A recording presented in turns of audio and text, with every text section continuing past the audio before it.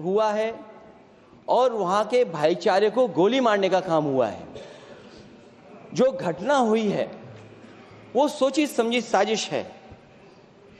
वहां जो खुदाई की बात लगातार अध्यक्ष महोदय देश में कोने कोने पर भारतीय जनता पार्टी और उनके सहयोगी और समर्थक शुभचिंतक बार बार खुदाई की जो बात कर रहे हैं अध्यक्ष महोदय, ये खुदाई जो है हमारे देश का सौहार्द, हमारे देश का भाईचारा, हमारे देश का गंगा जमनी तहजीब को खो देगा। मैं आपका धन्यवाद इसलिए भी देता हूं कि इस महत्वपूर्ण जो साजिश हुई, और वो साजिश सोची समझी इसलिए मैं बोल रहा हूं। उत्तर प्रदेश का चुनाव था, पहले 13 तारीख को चुनाव होना था और 13 तारीख के चुनाव को उन्होंने बढ़ा करके 20 तारीख कर दिया।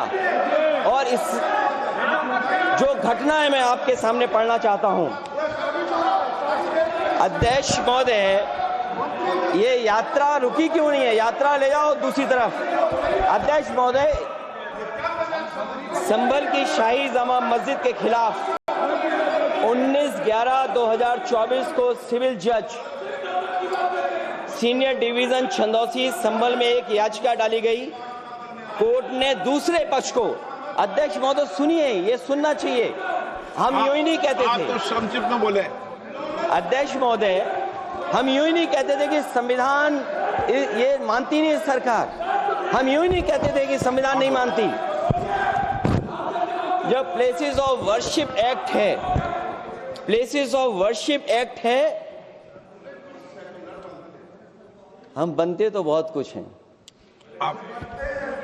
संभल के शाही जामा मस्जिद के खिलाफ 19/11/2024 को सिविल जज सीनियर डिवीजन चंदौसी संभल में एक याचिका डाली गई। कोर्ट ने दूसरे पक्ष को सुने बगैर उसी दिन 19/11/2024 को सर्वे के आदेश दे दिए। ताज्जुब की बात है, संभल के जिलाधिकारी संभल और पुलिस अधीक्षक संभल आदेश को पढ़े बगैर 2 घंटे के बाद सर्वे के लिए पुलिस बल के साथ शाही जामा मस्जिद पहुंच गए। जामा मस्जिद की कमेटी, जनप्रतिनिधि, उलेमा इकराम, सभी अधिवक्ताओं ने सहयोग दिया। जिलाधिकारी संभल और पुलिस अधीक्षक संभल ने 2.5 घंटे सर्वे के बाद कहा, आप सब सर्वे पूरा हो चुका है और अब रिपोर्ट कोर्ट को भेज दी जाएगी। लेकिन दिनांक 22/11/2024 फ्राइडे को जुम्मे की नमाज के लिए लोग नमाज अदा करने के लिए जामा मस्जिद पहुंचे, लेकिन पुलिस प्रशासन ने बैरिकेड लगा दिया ताकि लोग नमाज न पढ़ सकें। उसके बाद भी लोगों ने संयम बरतते हुए नमाज अदा की और किसी प्रकार का विरोध प्रदर्शन नहीं किया। 29/11/2024 को कोर्ट की अगली तारीख तय थी। शाही जामा मस्जिद की कमेटी और मुस्लिम समाज के सभी लोग कोर्ट में केस की पैरवी के लिए तैयारी कर रहे थे, परंतु दिनांक 23/11/2024 की रात पुलिस प्रशासन द्वारा कहा गया 24/11/2024 यानी अगले दिन सुबह को दोबारा सर्वे किया जाएगा। शाही जामा मस्जिद कमेटी और अधिवक्ता ने कहा कि इस सर्वे तो मुकम्मल हो चुका है, अब दूसरे सर्वे की क्या आवश्यकता है। कोर्ट के आदेश का हमने पालन कर दिया, अगर दूसरे सर्वे कराना है तो दोबारा आदेश करवाएं, कोर्ट के आदेश के बाद हम दोबारा सर्वे करा देंगे। लेकिन जिलाधिकारी संभल और पुलिस अधीक्षक संभल ने कोई सुनवाई नहीं की और तानाशाही दिखाते हुए सुबह के वक्त से पहले शाही जामा मस्जिद आ गए। शाही जामा मस्जिद कमेटी और मुस्लिम समाज के लोगों ने फिर भी धैर्य रखा और दोबारा सर्वे के लिए अंदर ले गए।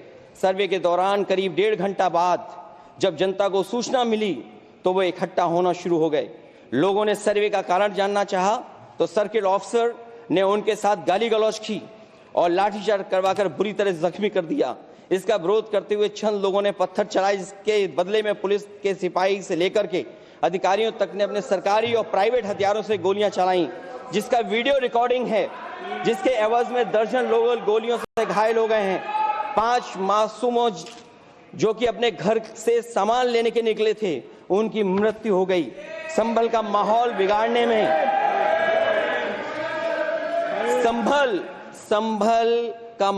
बिगाड़ने में याचिका दायर करने वाले लोगों के साथ पुलिस और प्रशासन के लोग जिम्मेदार हैं।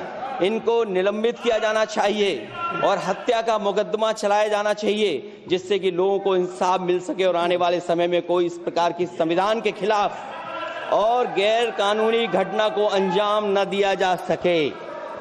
अध्यक्ष महोदय, ये लड़ाई दिल्ली और लखनऊ की है।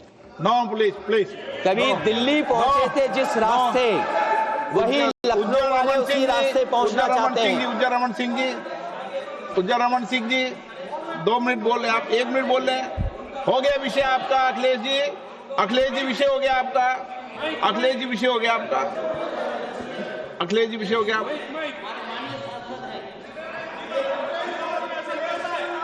अखिलेश जी आपका विषय हो चुका है, प्लीज।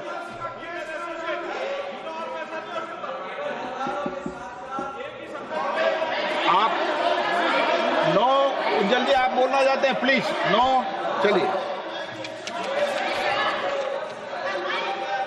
हो गया उनका विषय, उन्होंने पूरा विषय रख दिया। उज्जवल निगम जी।